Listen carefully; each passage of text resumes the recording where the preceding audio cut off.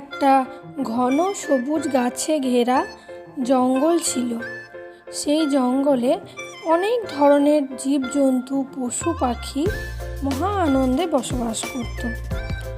আর সেই সময় একটা জঙ্গলের মধ্যে একটা খরগোশ বসেছিল। আর সেই পথ দিয়েই একটা কচ্ছপ পেরিয়ে যাচ্ছিল।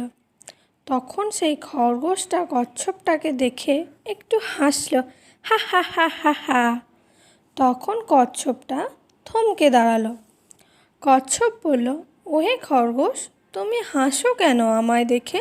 খরগোশ তখন বলল যে তুমি এত ধীরে ধীরে চলো, এত আস্তে আস্তে চলো, তুমি কিভাবে তোমার জীবনযাপন করো?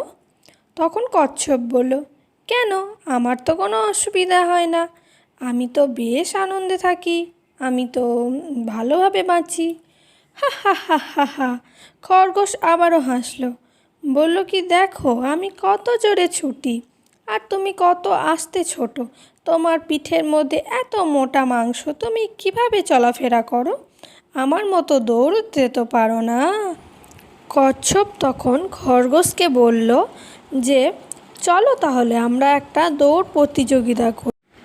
আর তারা প্রতিযোগিতা শুরু করলো এবং খরগোশ তো খুব জোরে দৌড়ে আগে পৌঁছে অনেকটা চলে গেল এবং কচ্ছপ ধীরে ধীরে যাচ্ছিল।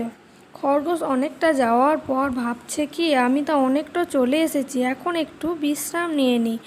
আর কচ্ছপ তো ধীরে ধীরে ধীরে ধীরে পিছনে আসতে থাকলো। আর এদিকে খরগোশ সেখানে দাঁড়িয়ে ভাবছে কি, আমি একটু ঘুমিয়ে নিই, তারপর যাব।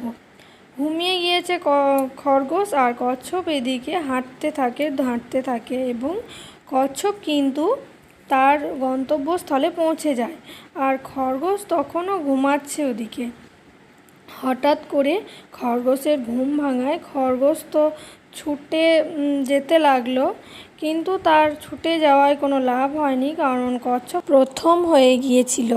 তাই খরগোশ তখন তার ভুল বুঝতে পারলো এবং ভুল স্বীকার করলো। তাই জন্যই বলে, ছোট হোক বড় হোক, কাউকে কখনো অবহেলা করতে নেই।